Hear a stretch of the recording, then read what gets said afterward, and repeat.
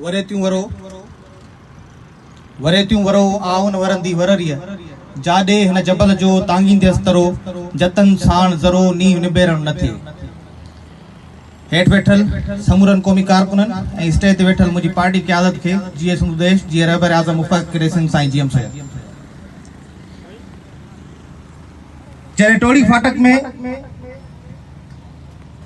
असांजे भाइरनि खे गोलियूं हणी शहीद कयो वियो त माण्हुनि चयो जीएम साहिब माण्हू थो माराए।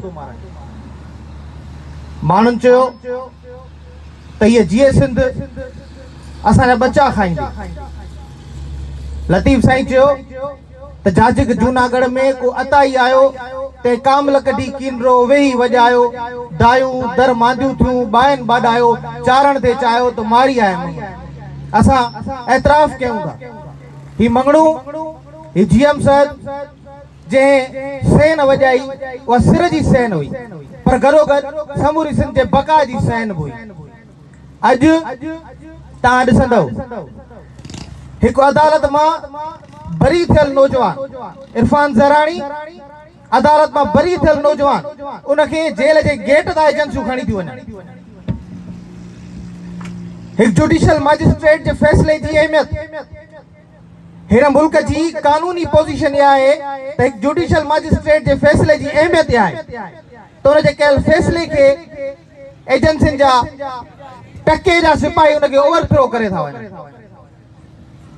मुल्क जे सदर खे ख़बर ई न आहे ही मुल्क कानूनी ऐं इख़लाक़ी मुकम्मल जवाब इन हद ताईं विञाए चुको आहे त हुन जे सिटिंग प्रेसिडेंट खे इहा ख़बर ई न आहे त आर्मी सीक्रेट बिल पास थो थिए।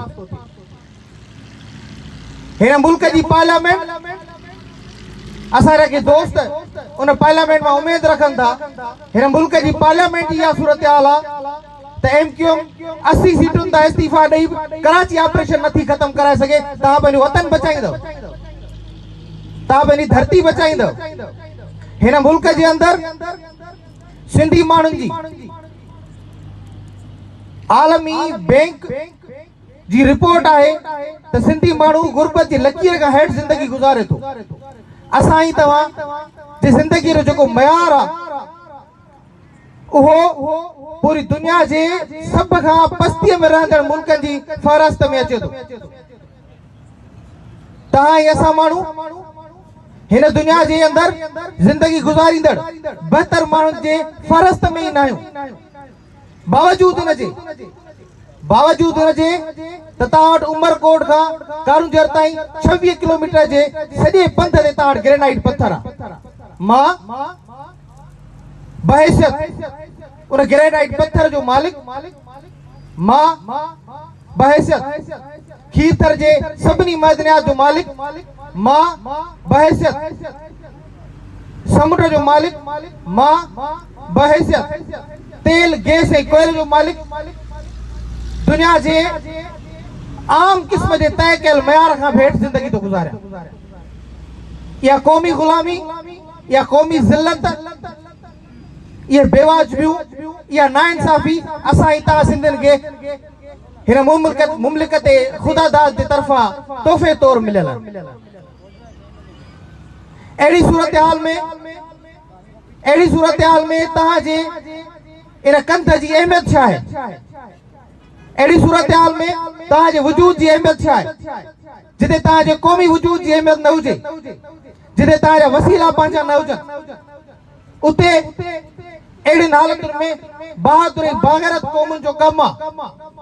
इहो शेवो आहे बहादुर ऐं बाग़ैरत क़ौमुनि जे फर्दनि जो तोहे पंहिंजो कंधु कपाईंदा उमरीस्त के आवाज़ मंसूर कोन शुद मन सिर नो जलवाए दुम दारो रसन ला अरसो थियो आहे जो मंसूर जो आवाज़ पुराणो थी वियो आहे। मां हिकु दफ़ो ॿीहर दारी रसन खे सजाइण घुरां थो। ही वक़्तु आहे त हिकु दफ़ो ॿीहर अचो त दारी रसन खे अचो त तख़्ते दार खे सजायूं। बग़ैर तख़्ते दार खे सजाइण जे तव्हांजी ऐं असांजी बका मुमकिन न आहे। मुंहिंजा शागिर्द साथियो, जामशोरे जा दोस्तो, इहो हिकिड़ो सच आहे। 76 सालनि जी ये प्रैक्टिस इहो सच साबित करे चुकी आहे। हाणे असां ई तव्हांखे फ़ैसिलो करणो पवंदो।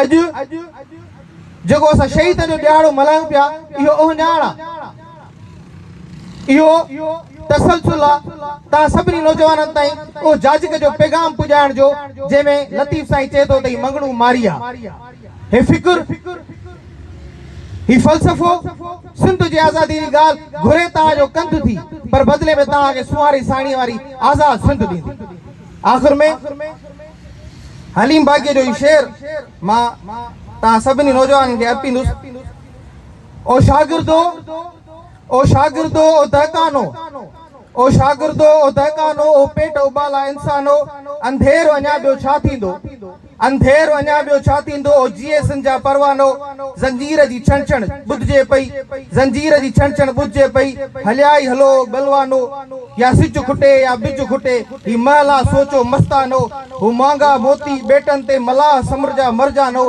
आ पंहिंजो पंध पहाड़नि ॾे आ कुॾंदा हलो कीकानो था ॾोद ॾकनि डूंगर जा झंडा त संभालियो नौजवानो ऐं नेठ जी तव्हांजी आ दिलि जाए रखो दीवानो जीअं साईं